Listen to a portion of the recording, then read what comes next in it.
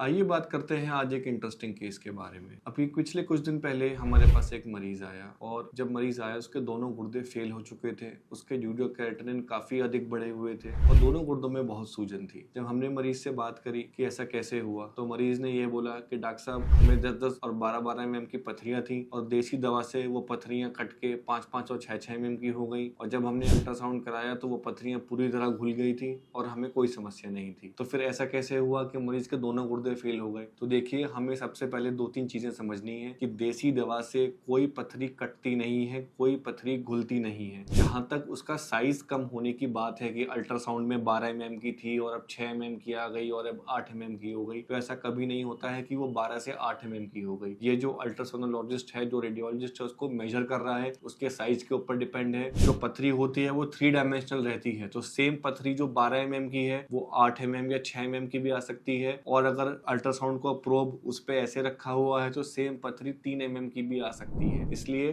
कभी भी अल्ट्रासाउंड के ऊपर इस चीज पे रिलाय ना करें कि हमारी पथरी कट गई या पथरी का साइज कम हो गया। अब उनको लगा कि उनकी पथरियां दोनों निकल गई हैं और पेशेंट ने उसके ऊपर ध्यान नहीं दिया। दोनों गुर्दों में सूजन होने की वजह से दोनों गुर्दे फेल हो गए पेशेंट के। खैर, हमने पेशेंट को दोनों गुर्दों में पहले स्टेंट डाले, फिर एक एक करके पथरी का ऑपरेशन करके हमने मरीज की जान बचाई। तो आज के लिए हमें यह सीखना है कि अल्ट्रासाउंड के ऊपर पथरी का साइज बढ़ना या कदूद का, प्रोस्टेट का साइज बढ़ना कम होना मैटर नहीं करता है। मैटर ये करता है कि क्लिनिकली पेशेंट को क्या सिम्टम है और क्या समस्या है।